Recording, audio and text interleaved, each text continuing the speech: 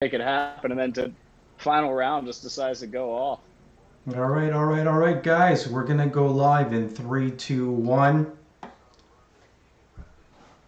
Welcome to the Golf Podcast Live, brought to you by ECS, Evolve Creative Solutions. I'm your host, Rafael Calmat, alongside Michael Bleakley in Vancouver.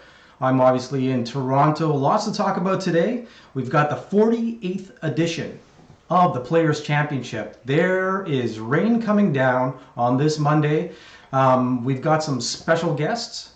So before we get started, let me introduce you to Ty and Matt from Pull the Pin podcast in Lancaster, New York. Welcome to the show, guys. Thanks for having us. Thank you. Yeah, amazing. Pennsylvania, but is that right? There. Yep. So sorry about that. No problem. Just in case anybody looks for the golf shop that we represent, want to make sure that they get there and spend the money in the right place. Yeah, we're gonna cover all that and talk about what you guys do. Just quickly on the leaderboard right now: Smith at -10, Bradley also at -10, Hovland, Casey, and Lahiri. I'm having a hard time pronouncing his name because is it Anibran? Something like that, right?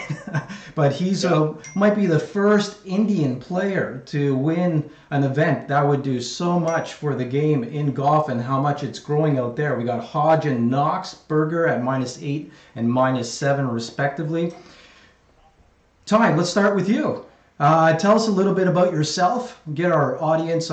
We're across 16 different platforms right now. We're reaching 5,000 plus people and growing exponentially, 450% month over month. Tell us a little bit about yourself and how you got into the game of golf and what you do. So I'm kind of an interesting piece for our podcast over at Pull the Pin. So Matt and Tommy both work there. I do not. I'm referred to as Uncle Ty. It's kind of like my hardware store from the old Tim Taylor days. I go to the golf shop instead of the hardware store to hang out. I started playing golf in 2008. I was a college baseball player and graduated college and played in adult leagues and broke my back in 2008. Wow. And was laid up for about a year. And when I came back from that, I wasn't able to run and do some of the things that I was able to do before the injury. And a good friend of mine put a golf club in my hand one day as I was recovering. And I couldn't figure out why that tiny little ball that doesn't move wouldn't do what I wanted it to do. And the challenge stuck. So in the next 2 years, I played approximately 400 rounds of golf. And nice. Here we are in 2022, and I'm a 3 handicap and love every second of it. And I enjoy the gambling aspect of the PGA Tour, which is what I specialize in with our podcast. And I'm married with 2 kids. I'm a facilities director at an independent school, and used to coach high school baseball as well. So I keep myself pretty busy, but this has become quite the passion for me, is podcasting about golf. Well, you're certainly channeling Ty Ruyan with that stash. It's looking pretty sharp. I appreciate it. You took the words out of my mouth, Raph. I think EVR saw Ty and said, you know what? That's a great idea. Yeah. Hey, Matt, how about yourself? Tell us a bit about the shop and what you guys do there, where you're located, and your journey in golf, where you got started. Well, my name is Matt. Work here in Lancaster at Pull the Pin. We're an independently owned golf shop. Our owner, Tommy Matini, has owned it now for about a year and a half. We specialize in fittings for the most part. My biggest specialty at the shop here, besides fittings, is club repair. That's what I love to do. I love making builds. You know, when somebody brings me some interesting stuff, I love to throw it all together and see what I can make out of it. My journey in golf's a little different from Ty's. My dad put a club in my hand for as long as I can remember. I've been playing, not necessarily consistently. My first love and passion is baseball, sort of like Ty, but I've always played. I worked at the PGA Superstore in East Palo Alto for 2 years after I stopped playing college ball. Worked for them, worked for TaylorMade for about a year. decided to leave Northern California and move to Lancaster, Pennsylvania, where my parents are from, or mom is from, sorry. Worked construction for a year and a half, decided that wasn't for me, and Tommy gave me a great opportunity, and I've been here since, and I love it. Great to be back. Very cool. Very cool. What kind of handicap are you holding, Matt? Oh, I think I'm a 7-2 at this current moment. Okay. Pretty good. Pretty so good. I can attest when I was playing and practicing 7 days a week, my best ever was a 3-2. But I was playing and practicing 7 days a week. You know, we would drive down to Monterey once a week and pick a course out there, Bayonet, Black Horse, Pacific Grove, whatever that may be. Do not good. You could get that. fooled. You could get that. Get them live on the cast. Put them on speaker. That's right. Put them on That is speaker. a sneaky 7 handicap. Yeah, once I start playing more, I'll get back to where I want to be. My goal this year is to shoot par. I know I have it in me. My best score ever is a 74, and doing that the one time, I realized I was, a double bogey away. I'd had a double bogey in that round. I was a double bogey away, changing that to par, and there's par. It's that easy, avoiding the big numbers, right? And 7 cap can be sometimes, I always joked it was no man's land, because I've been there and I go in tournaments and you could shoot 90 or you could shoot 77 or something. So I always find it struggled. And last year I was able to get down to 2.4, which is the lowest I've been. And then I had some hernia and some issues there. And I got a bit sloppy and surgery. So I'm at 4.5 right now. So working my way back. I just started playing golf again after a 7-month break. So I've got my first couple rounds in this past week, and pretty pumped about that. So I'm out in Vancouver, in case you guys didn't know. So in Canada here, we can golf all year in Vancouver. Gets a bit wet. So like conditions we see right now on tour, pretty typical tournament conditions for us in spring competitions. It's we have Gore-Tex head to toe, for a good part of the season. But that it's a great spot. And Raf's out in Toronto. Awesome, Yeah. awesome. I'm glad you're talking about the handicap, Mike, because at my peak, between 2000 and 2007, I was going through some challenges, working as a club pro. Trying to keep my game up to par, playing in tournaments on the Hogan Tour. And, you reach a level where you start breaking par, but you don't bring it all the way through to the finish line, right? You got your 9 holes, 10, 12, 15 holes. You might be at even under par. You're starting to develop a game where you could really go low. But it just those last 4 or 5 holes, you throw it all out the window with a double, triple, right? It just takes one bad hole to ruin your day. I'm wondering, Ty, if you've had those experiences where you feel like your game's going in a certain direction and it goes a different way. I go through these stints where the game feels very easy, and then all of a sudden it just like that becomes extremely difficult.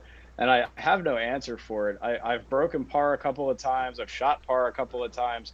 But I mean, last year I broke par twice, but I also shot 90 once, and it just, a lot of it was just bad breaks and trying to do too much. But the game is so amazing that way, where it can feel so easy and be so in rhythm, and it just takes one shot. And all of a sudden, a thought that didn't creep into your head all day long is all of a sudden like, wait, why'd that happen?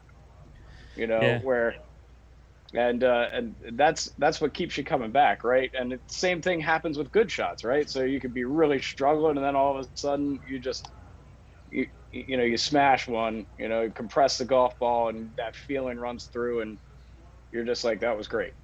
And you're back. I have times where you grab your warm-up bucket, pre-round, run out to the range, and you can't hit it. It's terrible. You top them all across the range, and then you go out and you stripe it and you play really well.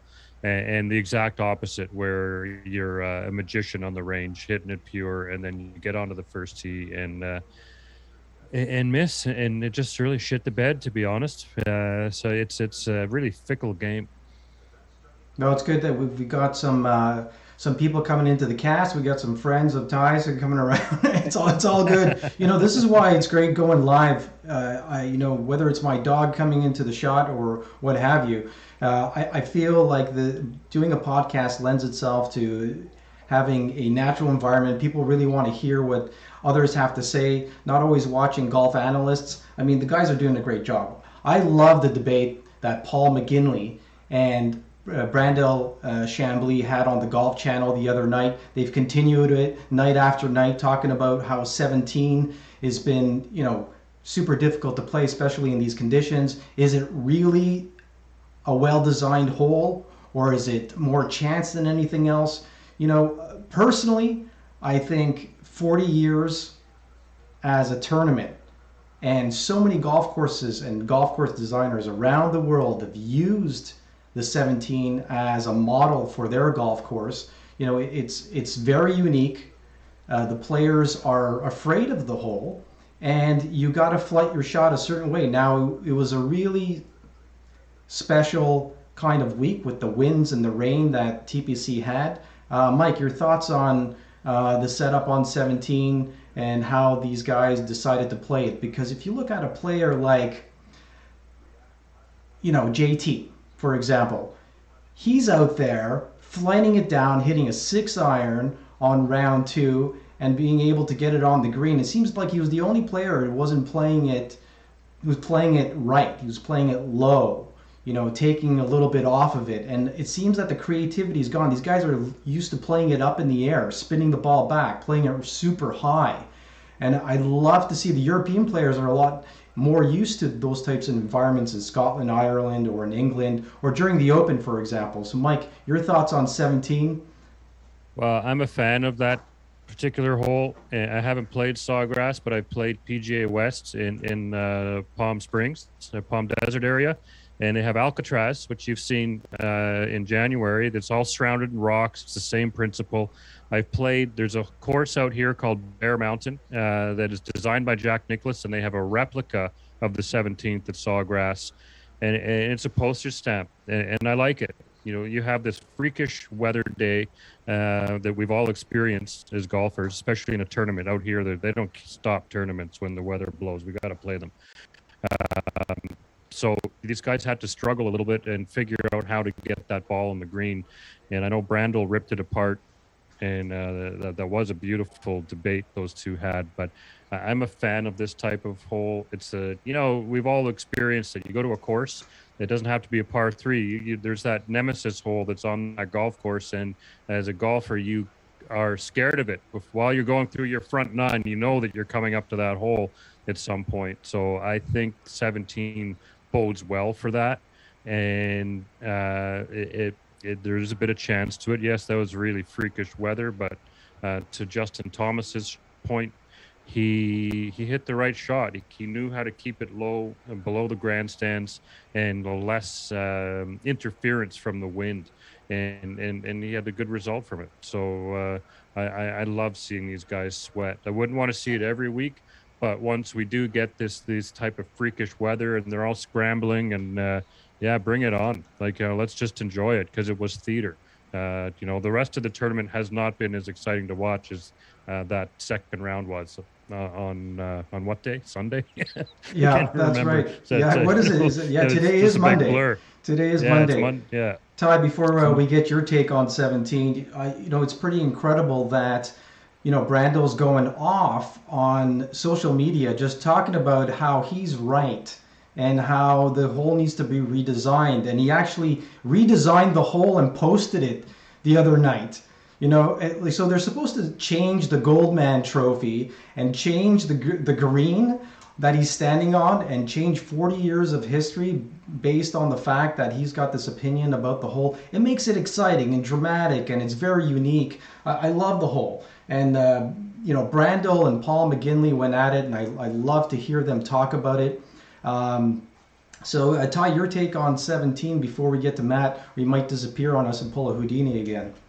I love it. I will point out that Matt will tell you I tried to find a little bit better background to sit in today. I usually sit in kind of a dungeon of a basement when I do podcasts, so I was trying to brighten things up. So you might see some people walk through. You never know. But All good.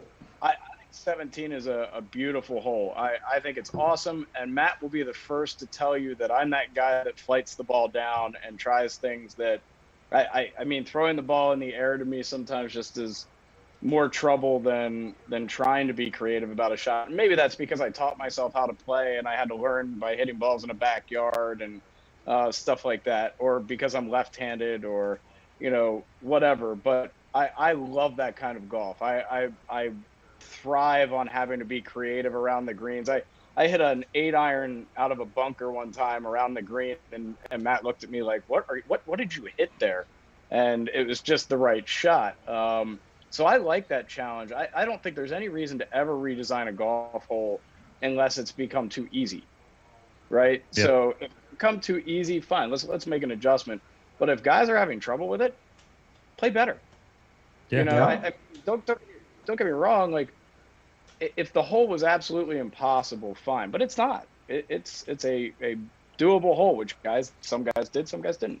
So Matt, they've got a generous drop zone, right? I mean, you got a 40-yard shot from over there. Like, if you're a PGA pro, you shouldn't be scared of that, you know. So it's I love watching them sweat on that hole. It's really a mental game. You know, you see all that water out there. Out here in Ontario, we have a wonderful golf course called Wooden Sticks, and they're all replica holes, and they have the 17th at TPC Sawgrass, and I've played it a dozen times. I actually won a golf tournament out there a couple of years back. Yeah, that was 15 years back. Time flies, Mike. And so, Matt, let's get your take on number 17. We're talking a little bit about Paul McGinley and Rich Lerner and Brandel Chamblee covering that hole every night. Have you seen any of that? And your take on 17? I have. I watched Brandel argue last night all night, but I did see his redesign too.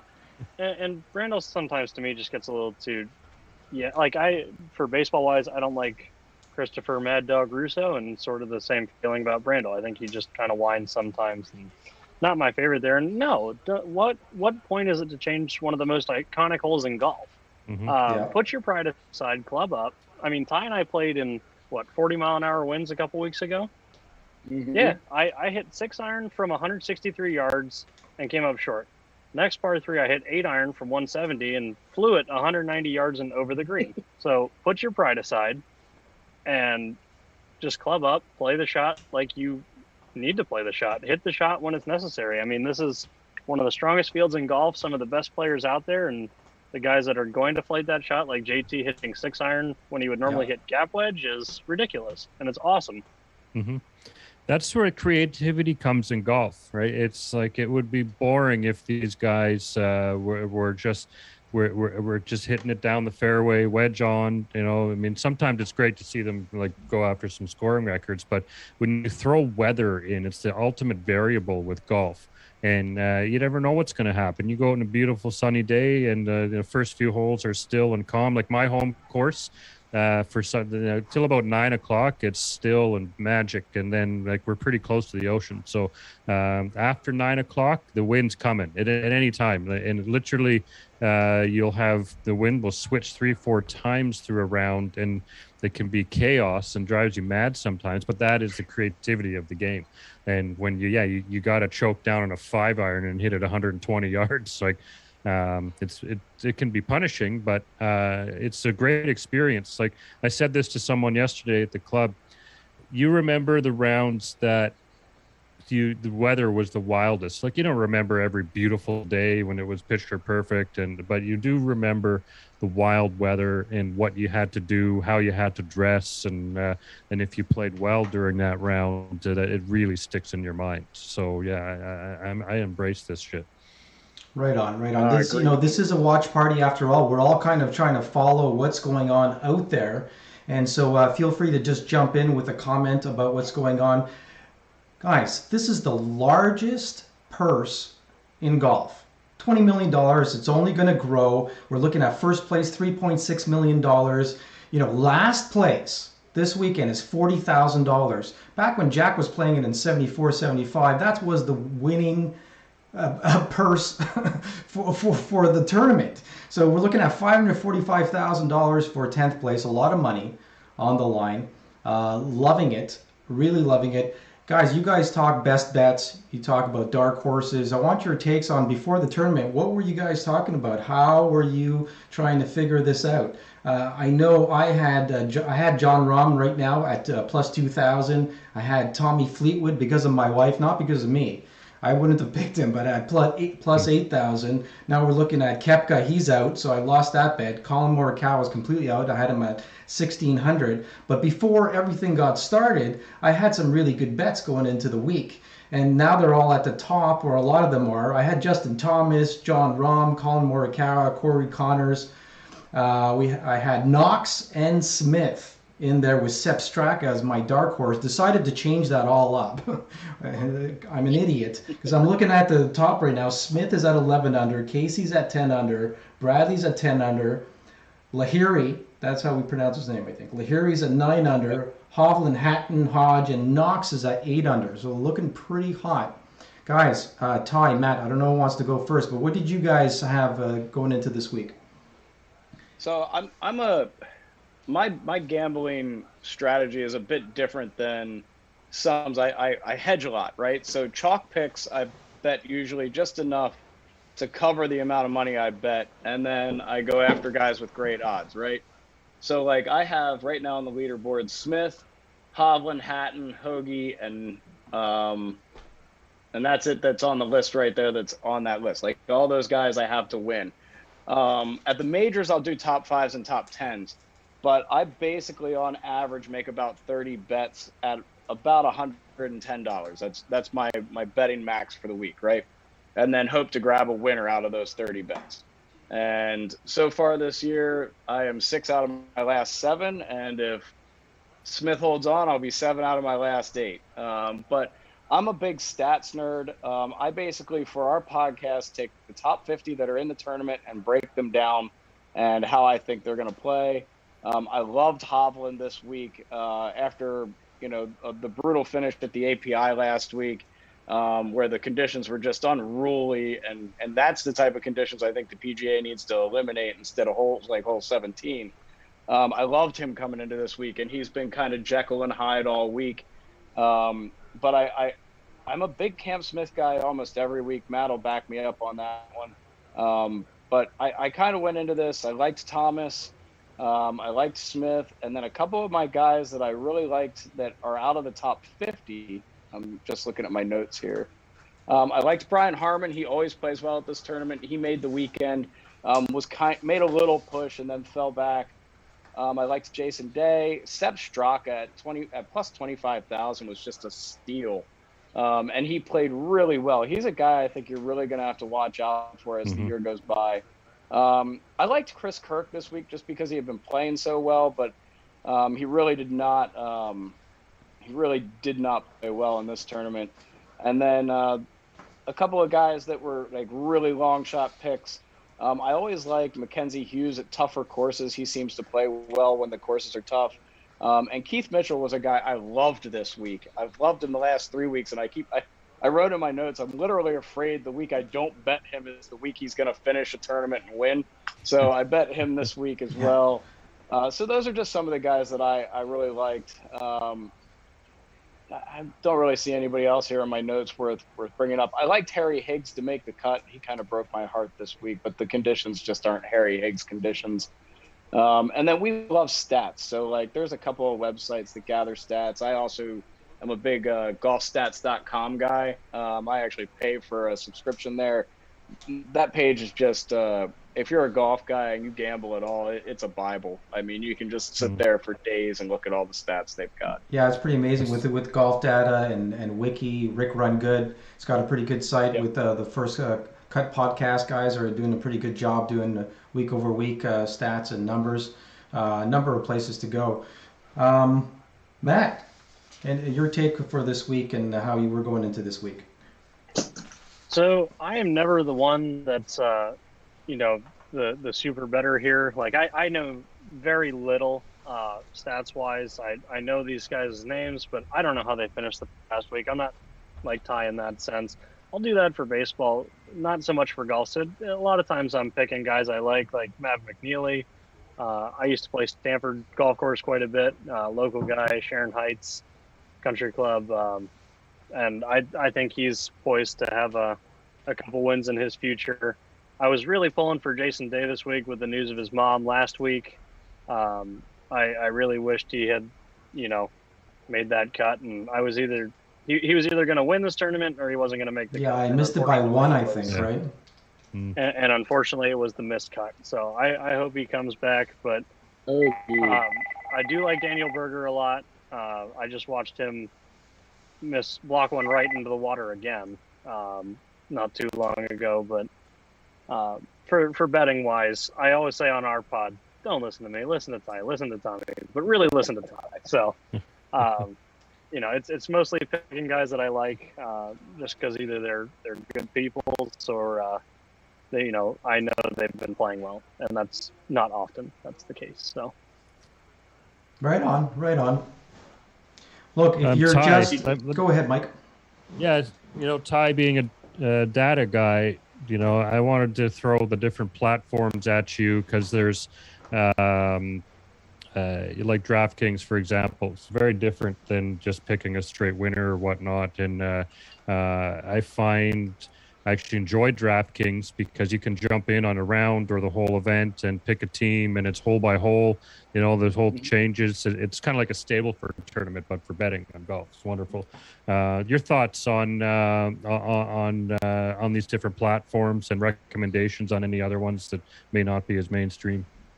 So I'm DraftKings through and through. It's basically the only place I bet at this point. Okay. Last year when we did this podcast, I kind of jumped around to try and find the best odds and stuff like that. But at this point, DraftKings is the most friendly site as far as use I've found. Mm-hmm. And I also like the amount of different options you have, right? So they have a ton of prop bets. You can do DFS as well, where you're doing a fantasy type thing. And the fantasy stuff is a ton of fun.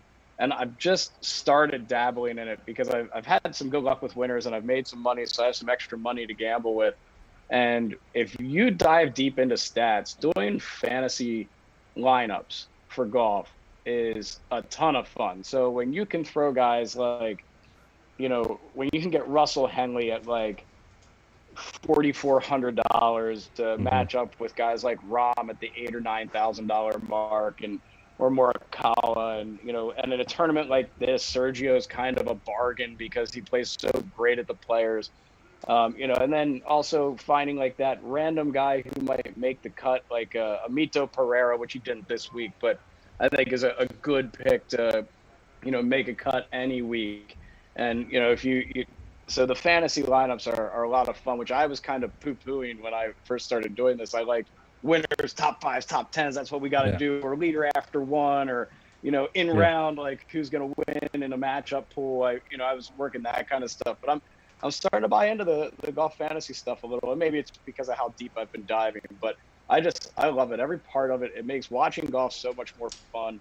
It makes me so angry when you can't find coverage. Right? Yeah. You got to go online or on your phone, and it's here's the PGA and Phil Mickelson's obnoxious greed, and they still can't put every hole on. Well, that's what's really great, Ty, about ESPN Plus right now. You could follow most golfers hole by hole. You get a couple of screens up if you really follow it. I think ShotLink and all the data that's coming in right now, they're putting fiber optic cable on a lot of these golf courses where you're going to be able to follow and bet live like you can for basketball, for example. Or baseball, where you're going play by play, live betting, and I think that's where it's going. It makes it a lot more exciting. It's so much fun. Yep. FanDuel does a great job as well. They just got into the game in a really big way. I'm personally going on Bodog from time to time. They've been one of the longest players in the game out of UK and the islands south of the US. Offshore betting. They do a great job. Lots of places, lots of options to do top 10 picks, outright winners, dark horses. Matchups are a lot of fun too, where you're picking two players and you're making plus 185, plus 130, what have you, not too much on a bet. But you could have multiple bets going where you could bet 20, 30 times, very small amounts, and it adds up pretty quickly because based on the player, injury, the consistency of a player. There's some easy picks there on the pairings. Absolutely.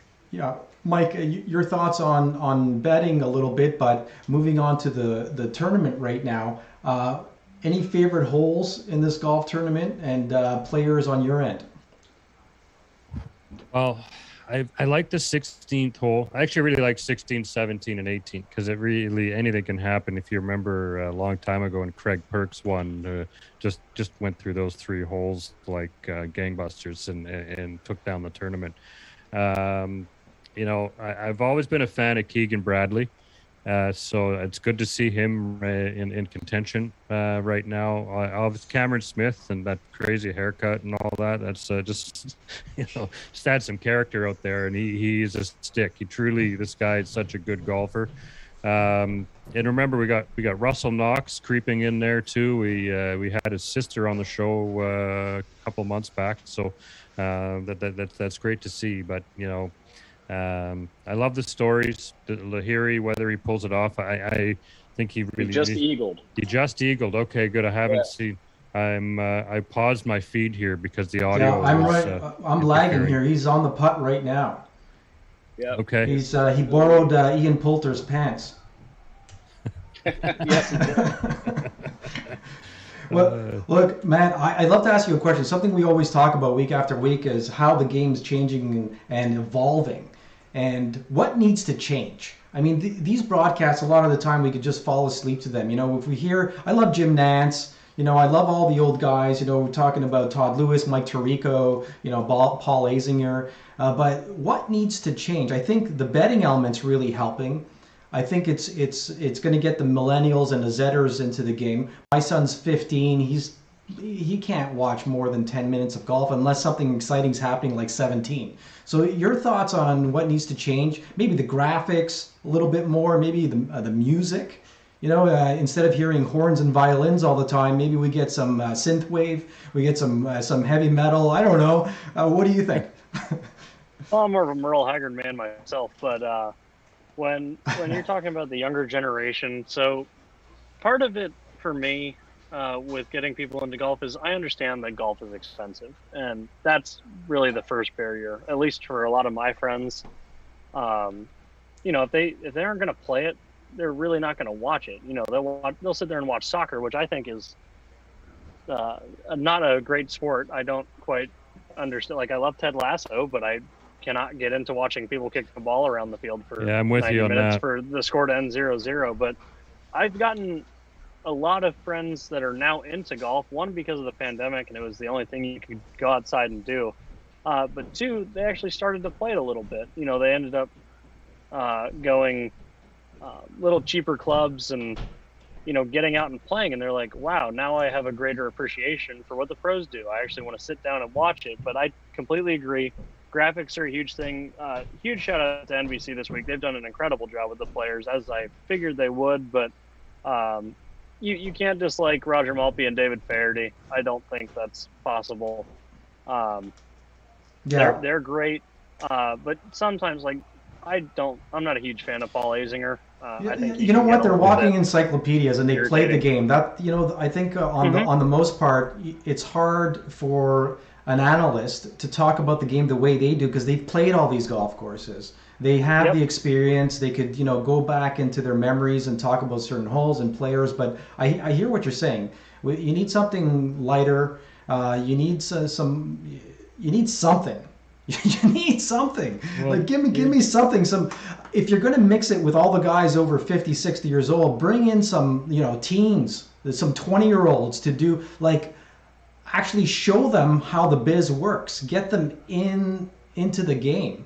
And much to your point, Matt, I think golf is very different than every other sport. You can't just go play basketball or baseball in these stadium courses. People, once they experience golf, you're able to play TPC Sawgrass and experience that. Mike always talks about this, how incredible it is that an individual could go and play most of these golf courses.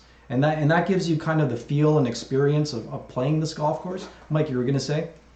Yeah, well, that's a great point. You can't go play baseball at Yankee Stadium, right? Unless you want to get arrested or you get a special invite. But you can book a tee time at any of these golf courses. And yes, some of them are expensive. But a lot of golf, golf is as expensive or as cheap as you want it to be. So you can get used gear that's just as good. It's going to serve you fine. You can spend $40 in a green fee, or you can spend, two, three, 400 if you want to play a bucket list course, and they're worth it. Like if you want to go spend the money to go play one of these sick courses, the memories you're taking home from that are worth it. So I think, that people should just go out there and experience it. And, but in terms of the announcers, like how often you fall asleep on a Sunday afternoon watching golf, right? Like some tournaments are compelling, and just like any content, if you're going to absorb some content online, whether it's for a product or a show or whatnot, it's got to be captivating. And I some of the guys are great. Like, I agree, Zinger can be a bit boring. Faldo and Faraday have got a good and clever wit to them, are entertaining and sometimes make me laugh. But I think we could dial in some, some other figures, right? Like I said, Snoop Dogg before. He's a golfer. Imagine, like, it would be the Waste Management Phoenix Open would be the tournament that would bring him into. Yes, Snoop Dogg and Colt Knost on 16. Yeah. Yeah. I mean, I'm not a Faldo guy. Faldo drives me nuts. If I have to hear one more time, well, when you're in the fairway, the game's easier. Yeah, we get that after the 15th time you've said it. Yeah. But I think that they're missing the boat. I think the PGA and the telecasts, especially on Golf Channel, they've kind of like, they're stuck in an old generation, right? So like you've got guys like Macklemore who love the game and tries, has his own clothing line. Like, why not have him on the broadcast, right? Like, why not have him walking down the fairways with a microphone opposite David Faraday, who's 2 holes over? Because I mean, I could listen to Faraday talk golf all day because he's just so fluent and personable, right? But and he holds back. He holds back. I think he's not who he wants to be. He's scared to get in trouble. And Ty, you're right on point, because if you pair up one of these guys that we're talking about, if you get like Alice Cooper out there even, but it's just because he's a golfer, or, Snoop Dogg, for example. Mark Wahlberg, there's so many. Mark Wahlberg, pair them up with somebody who's a senior analyst, or somebody who, carries the show, knows when to do the breaks, knows how to pass it over to the booth or whatever needs to be done. And that would make it a lot more fun. They're trying that a lot with the Pro-Ams now, especially on the LPGA. Champions Tour is getting a lot more exciting too. A lot of these players are kind of progressing over. I'm actually having more fun watching Champions Tour just because of my age sometimes. I'm 48 now, so I watched all these guys grow up and then graduate, or I looked up to them at that point. That's not old. 48's not old. Yeah. No. Older. I said older. Okay. You're wiser. Yeah. Yeah, there it is. No, I love, like, I mean, Jim Nance and Sansi, they're classics, right? But like when you listen to Nance and Faldo, Nance is trying to tee him up, and he's whiffing. Yeah. Like regularly, he'll be like, "Now, what would you do here, Faldo?" And he'd be like, "Well, I'd hit it clean." No crap.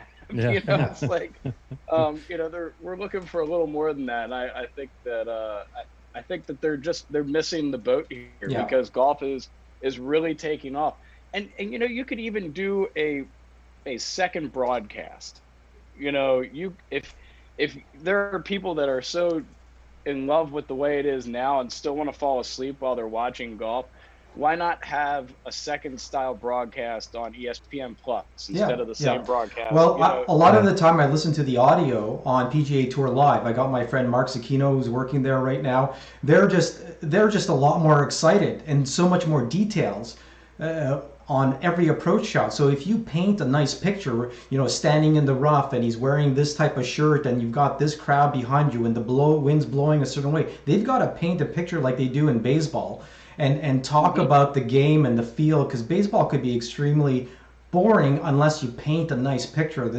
Some of those announcers are amazing, right? To get a feel of the crowd and what's happening, because there's so much downtime.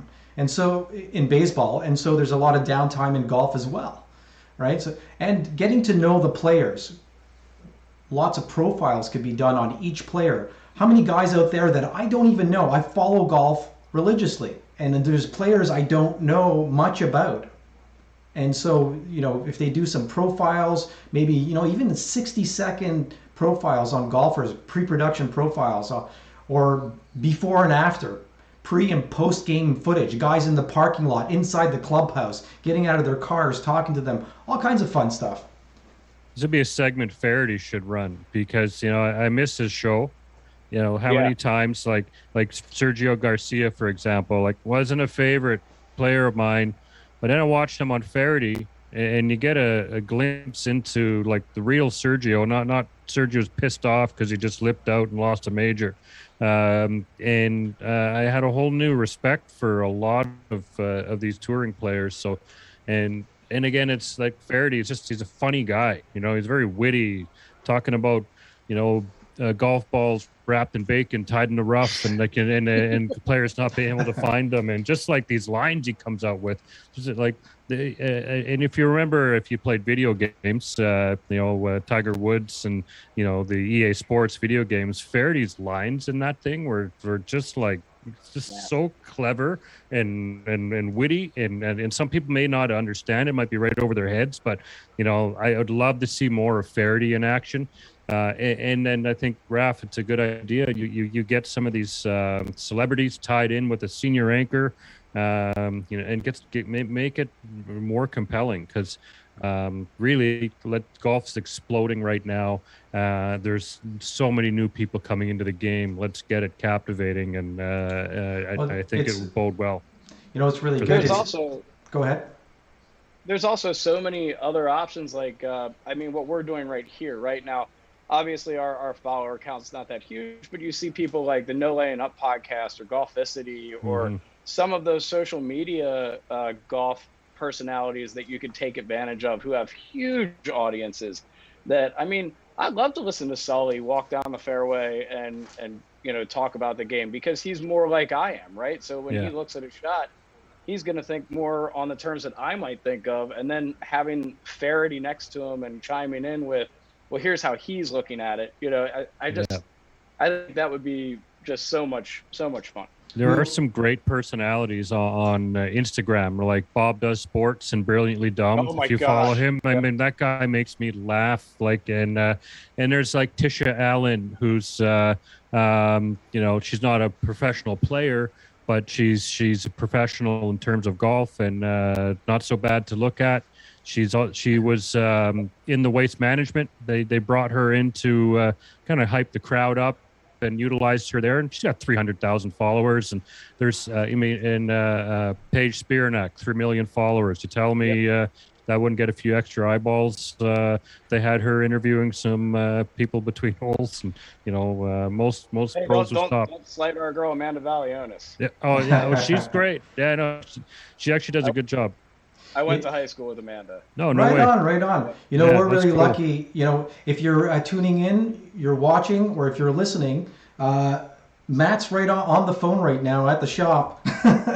So you can't see that visually, but let me tell you a little bit. We've been pretty lucky, Ty, with the fact that we've had guests like Matt Adams, former PGA player Len Matisse, and we've had Gary Williams and Diane Knox-Ballas, who's actually Russell Knox's sister, who's a podcast host and a bit of a celebrity in Scotland. We had Craig Cann on, and we've got Ian Leggett coming on, who's a former PGA player, won the Tucson Open back in 2003, played with Tiger and all those great players in the early 2000s, so he'll be talking. We got Alan Shipnuck coming on in May, so that's a big, when the book drops on Phil. So that was confirmed today. We're going to be talking about dates. That's huge. Yeah, we got Vince Cellini from the Champions Tour coming on. There's some of the guys that we grew up on the Golf Channel, still doing great on the Golf Channel with their fireside chats and their half-hour show they do on the PGA Tour.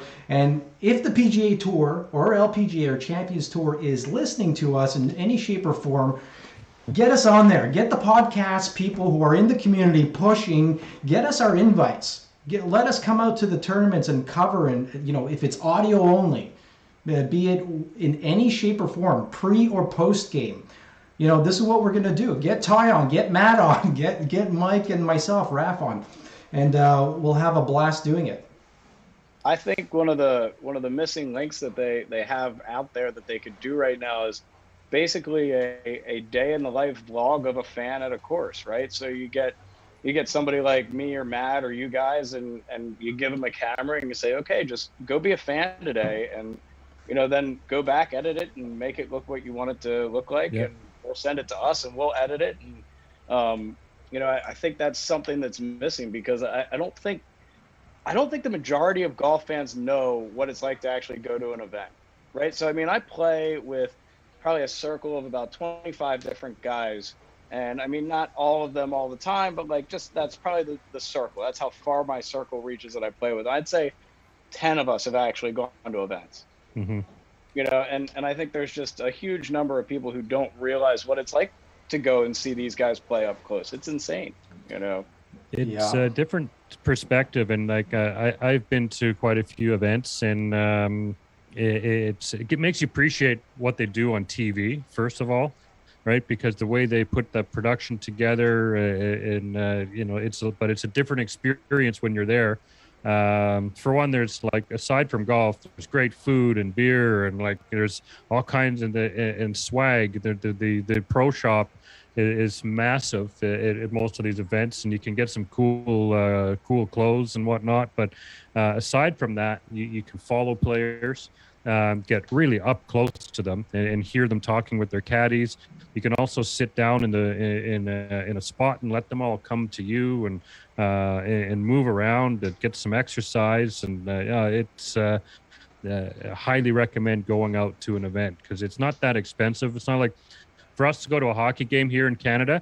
It's a couple $100 a head. You know, it's priced for corporations really at this point. And you know, in the States, you guys are lucky you can get into hockey games much cheaper than us, but they gouge us in big time to go to a hockey game here. Yeah. Golf, it's a fairly, you know, $30-40 you're in for the day.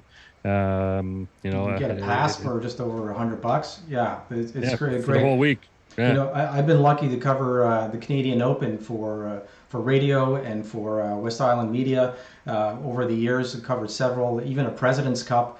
Matt, have you had any experiences going live and watching these players at any events? Because there's nothing like it. There's nothing like standing behind a player on a tee box and see them hit a shot and realize, you know what, I don't really play golf. That's how you feel kind of small, because you see that ball take off.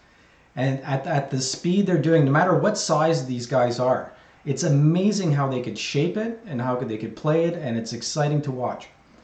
Matt, your experience? Well, I appreciate you guys being so patient. You know, got store duties along with this, and I appreciate you guys having us on, of course. But going to events, yes. So I've been to the Pebble Beach Pro-Am a few times. I was there. One of my old coworkers caddied for Steve Young, the old Niners quarterback. So I went there, followed him and Phil in 2019 before I moved. Been to the U.S. Open a couple times at Pebble. Went to a ladies tournament at Lake Merced. This is when Lydia Ko was winning everything. Nice. I mean, they're just unbelievable, all of them. I mean, here's the thing. I moved the club head just about as fast, if not more, than tour average. But just the fact that they can go within a 5-yard gap and say, I'm going to hit a little left to right fade. It's going to land at 152.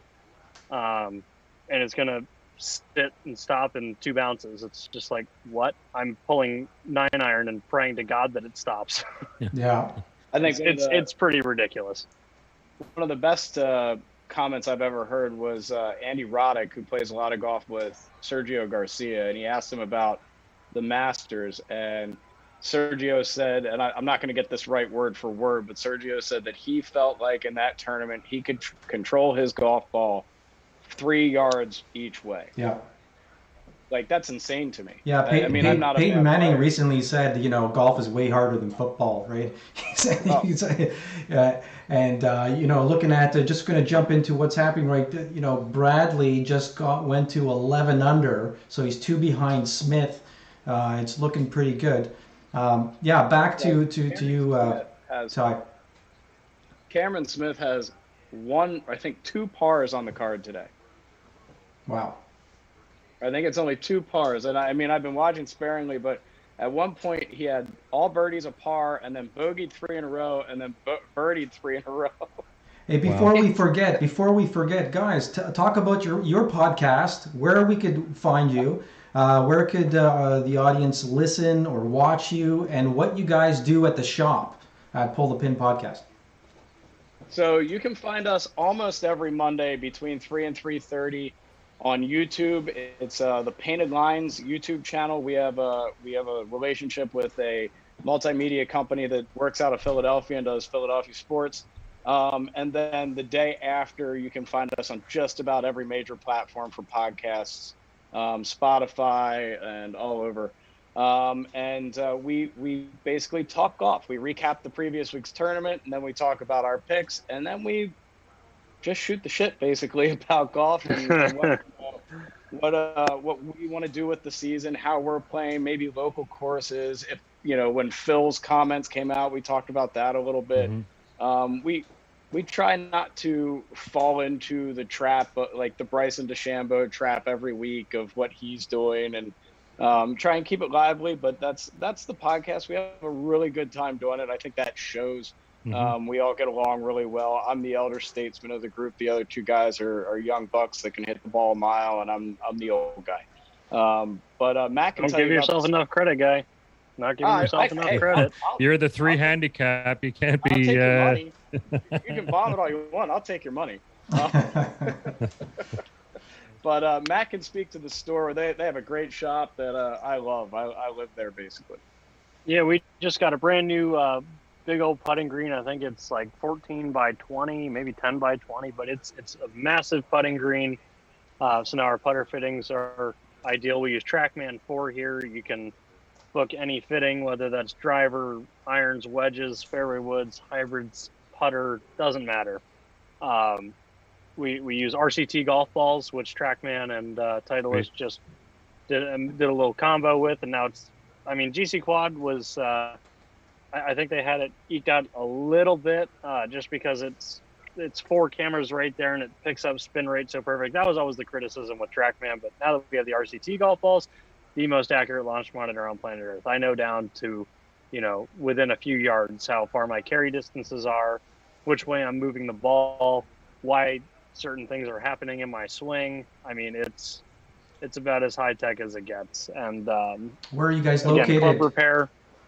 We're located in Lancaster, Pennsylvania, 1264 Lidditz Pike. So no one outside of Lancaster, Pennsylvania knows what that is, but just picture the Amish and horses and buggies, and we're about 15 minutes away from that. So okay, good. How about what's your Instagram handle and everything? Give a shout out to the shop. Yeah, quick shout out. I will say this upcoming Sunday, the 20th, is 1 year of Tommy changing the store name to Pull the Pin. So we're at Pull the Pin Lank on Instagram. And we're giving away 2 SM9s, 2 custom Bogey SM9s at this moment. So nice. Give us a follow, share the post, and you'll be entered. Well, we'd love to have you guys back on again. We always end off the podcast with some funny golf or embarrassing golf stories. Whether it's on the golf course in a tournament, playing with somebody. So, everybody's messed up on the golf course with something. But Mike and I have told countless stories about things happening on the golf course. And Matt, do you have any stories for us? I do have a great one. I was talking with a gentleman earlier today. He came in to buy some shoes, and I asked him where he plays his golf around here. He goes, "Oh, I play all over." I said, "What do you mean?" He goes, "Oh no, I travel everywhere." He's like, "I played Eastlake last Tuesday." I was like, "Oh, that's kind of cool, a little casual, I guess."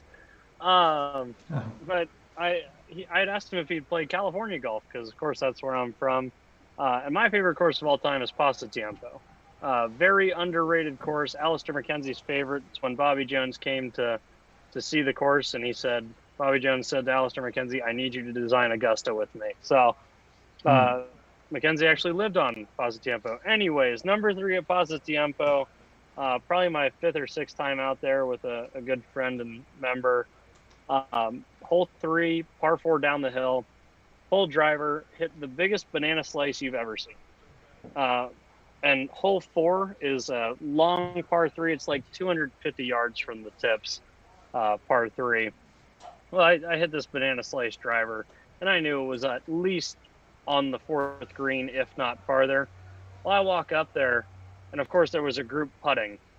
And instead of chewing me out, I mean, of course I yelled 4, but instead of chewing me out, they started screaming many words I won't repeat on this podcast that my ball went in the hole. Wow. So my only hole-in-one is a hole-in-one on the wrong hole with a driver at Positiampo. That's pretty good. That's pretty good. How about you, Ty? It was something. Any funny or embarrassing golf stories? So, I don't know if I can top that one, but the funniest one I have is there is a course around here. It's called Conestoga Country Club, and there's a par 3 hole 5 downhill. And they have, the little sandbox next to the par 3 tee box because, you want to fill your divots in with it. It's a nice, designed sandbox, right? Nothing ugly. It's country club. It looks nice. And I teed up so we're on the back tees and there's a sandbox up on the white tees.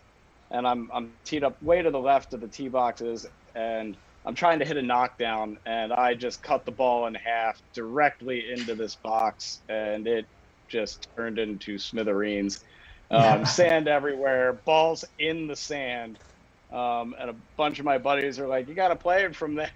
So I didn't, but I think that's probably about as embarrassed as I've ever been on a course. And at the time, I was playing pretty well. I think I was like 2 under going into that hole. Oh.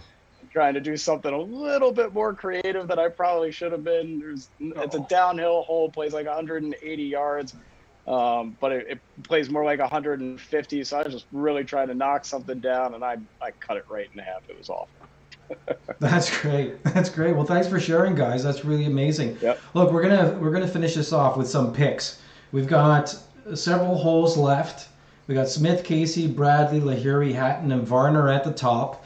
What are your takes on this? And let's get one pick for the Masters and one dark horse for the Masters. So if you have anything in mind for one pick for the Masters, for a win, and one dark horse pick, and then what do you think is going to happen in the next, I'd say in the next hour here? Matt, go ahead. Who wants to go first? first? You go right ahead. You know your stuff. My pick today. I got to stick with my guy right now, Cam Smith. I need him to finish to make me 7 for my last 8, and make me a decent chunk of change. Wouldn't have been what Hadwin made me or Hatton, but still coming out up. And then for the Masters,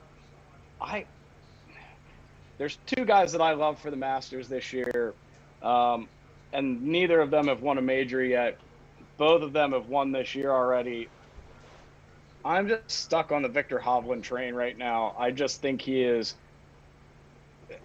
just a gust of wind away from putting 4 rounds together and just blowing people out of the water. He led the tournament in greens and regulation this week, and the putter seems to be coming along. If he can just go tee to green without getting stuck, with chip shots, he's so dangerous.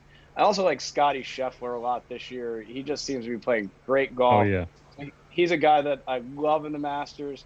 And then a kind of off-the-wall pick for the Masters. I have that already on my notes here. Let me just go down to my guys and see who I like the most. Very quickly, I too am a Hovland fan. He's growing on me, certainly. But I'm picking Cameron Smith for the Masters, and my dark horse, believe it or not, is Bernhard Langer. He's turning 165 this year, and the Terminator is doing well. He's doing good. I can't believe his game. Off the tee, his approach shots inside of 100 yards, his putting. Questionable with his hand being attached to his chest. I don't know how far it is, but anyway, he's an amazing player. Love to watch him. Mike, your picks? For today, I'm going to throw it to Lahiri. He's got more holes left than anyone else, and he's you never know, anything can happen in the final stretch, and it would be a cool story. He's had some success a while ago, and 322nd in the world now, or 330 or something like that. But so that would be a cool story for the Masters. I'm going to throw it to Rom, with my dark horse being Patrick Reed. Wow, nice. The Patrick Reed. Let me say something about Patrick Reed. I'm not a fan, but I like his place in the game. He's like that vigilante that no one really likes, or a villain, if you will. But I find betting on him has worked. I stopped betting on everyone I love, and I started picking people I dislike, and I've won more money on Patrick Reed's back with that strategy. So my dark horse for the Masters is a guy that I'm telling you right now will be a top 10 at the Masters this year. Seamus Power. Mackenzie Hughes. Sweet. I like it. I like it. He's Canadian, so we got to love it. I've got money on the Canadians every week, no matter what. Adam Hadwin. I thought he had a chance this week for a couple minutes. Yeah, he gets close. He gets us excited up here, and then he just, something happens, and he doesn't quite close the deal. But he's a hell of a ball striker. Keegan Bradley, he's just climbing up there slowly, creeping up the leaderboard. It hurts my back every time I see him set up with a short iron. He's looks like a folding lawn chair, man. But he's got a great swing. Obviously, knows how to shape it both ways, and he's a bit of a veteran now. Yes, and the thing I like about Keegan is he wasn't spoon-fed or silver spoon-fed, right? He grounded out, and he's earned his place in the game. And yeah, he's been fluctuated a bit in his career, but here he is. He keeps coming up again. He's that fighter that just doesn't go down, and I can appreciate that. Speaking of fighter, Tyrell Hatton, that guy's got a lot of fight and bark in him. Love that guy. Have you seen his spaz reel that went around about 6 months ago? Where he's losing it? Yeah. There was one that I loved. Someone slammed the porta potty door in the distance, and he was just losing his mind. And his girlfriend walks out of it after. It was priceless. Oh yeah. I remember that when that happened. Guys, final thoughts and words before we wrap this up, because I'm sure we all want to just pay attention and see what happens here at the TPC Sawgrass Course on the 48th edition of this Players Championship. Thank you so much for having us, guys. This was a ton of fun. I look forward to this every week. I stopped coaching high school baseball this year to spend more time with my kids, and I needed something like podcasting to kind of keep me sane.